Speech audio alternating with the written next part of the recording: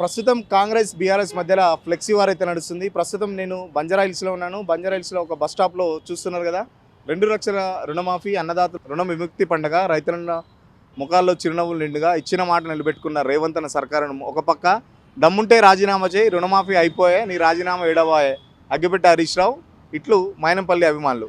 ఇట్లా మొత్తం దాదాపు నగరంలో చాలా చోట్ల బేగంపేట, పంజాగుట్ట, ప్యారడైజ్ సర్కిల్, ప్యాట్నీ, ఇలా దాదాపు నగరంలో చాలా చోట్ల ఇలాంటి ఫ్లెక్సీలు పెట్టారు. 2 లక్షలకు సంబంధించి మాట ఇచ్చిన ప్రకారం మేము రుణమాఫీ చేసాము. నువ్వు అన్నావు కదా 2 లక్షల రుణమాఫీ చేస్తే రాజీనామా చేస్తాను, ఇప్పుడు నీకు రాజీనామా చేసే టైం వచ్చింది, రాజీనామా అని చెప్పేసి ఇట్లా నగరంలో పెద్ద ఎత్తున ఫ్లెక్సీలు అయితే ఏర్పాటు చేశారు. దీనికి కౌంటర్ కూడా నిన్న హరీష్ రావు ఆల్రెడీ ఇవ్వడం జరిగింది. 2 లక్షల రుణమాఫీ అసలు చెయ్యలేదు, అసలు కాంగ్రెస్ పార్టీ ప్లస్ రేవంత్ రెడ్డి రైతులను మోసం చేసింది. గతంలో మేము ₹1,00,000 రుణమాఫీ చేస్తే మాకు దాదాపు అప్పుడు 17,000 కోట్లు ఖర్చు అయితే, ఇప్పుడు 18,000 కోట్లతో 2 లక్షల రుణమాఫీ ఎలా చేసావు? సో 1,00,000కే చేస్తే 17,000 కోట్లు అయితే 2 లక్షల రుణమాఫీకి సంబంధించి అమౌంట్ డబుల్ కావాలి కదా, సో డబుల్ కాలేదు. రుణమాఫీకి సంబంధించి కూడా మొదట్లో 41,000 కోట్లు ఏకకాలం చేస్తా అని చెప్పి, తర్వాత డిసెంబర్ 9 అని, తర్వాత ఆగస్టు 15 అని, చివరిగా ఆగస్టు 15 రోజు చేశాడు. దానికి సంబంధించి దేవుళ్ళను కూడా అడ్డు పెట్టుకున్నాడు ముఖ్యమంత్రి రేవంత్ రెడ్డి అని చెప్పేసి హరీష్ రావు కూడా తీవ్ర స్థాయిలో చిక్కపడడం జరిగింది. ఇప్పటికైతే ఈ రుణమాఫీకి సంబంధించి కాంగ్రెస్ బీఆర్ఎస్ మధ్యలో మాటల యుద్ధం వరకు నిన్న కొనసాగుతుంది. ఆ మాటల యుద్ధం తర్వాత ఇప్పుడు ఆ ఫ్లెక్సీల రూపంలో కూడా నగరంలో చాలా చోట్ల అవబడుతుంది. ఇప్పటికైతే ఈ రుణమాఫీ సంబంధించి కాంగ్రెస్కి టీఆర్ఎస్కి మాటల యుద్ధం నడుస్తుంది. ఎందుకంటే రుణమాఫీకి సంబంధించి అసలు కాంగ్రెస్ ఎలాంటి విధానాలు సరిగా అవలంబించలేదు, ప్లస్ క్లారిటీ లేదు. చాలామంది ఇప్పటికే రైతులకు కూడా ఆ రుణమాఫీ జరగక ఇప్పటికే బీజేపీ వైపు తన పార్టీ ఆఫీస్లో, ప్లస్ బీఆర్ఎస్ కూడా కాల్ సెంటర్లు, హెల్ప్ లైన్ సెంటర్లు కూడా పెట్టారు.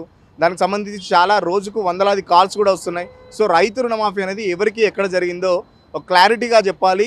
ఎందుకంటే 2 లక్షల రుణమాఫీ చేసామని చెప్పుకుంటున్న, గొప్పలు చెప్పుకుంటున్న ప్రభుత్వం గ్రౌండ్లో మాత్రం రైతులకు చాలా వరకు రుణమాఫీ జరగలేదని చెప్పేసి ఆ బీఆర్ఎస్ కూడా అటాక్ చేసే ప్రయత్నం చేస్తుంది. 6 గ్యారంటీలు, 2 లక్షల రుణమాఫీ చేస్తే ఏకకాలంలో చేస్తే, లేకపోతే నేను రాజీనామా చేస్తాను గతంలోనే చెప్పాను.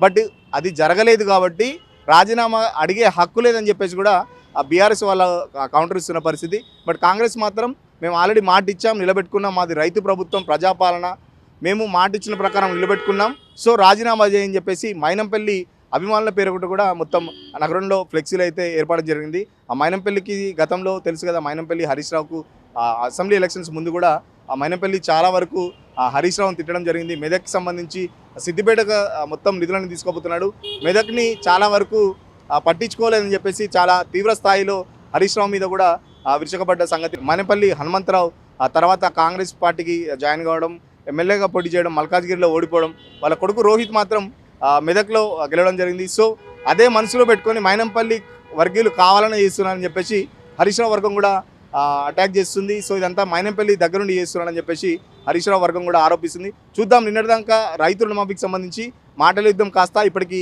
ఫ్లెక్సీల వరకు వెళ్ళింది. ముందు ఇది ఎక్కడి వరకు వెళ్తుంది అనేది రాజకీయ వర్గంలో పెద్ద హాట్ టాపిక్గా మారింది.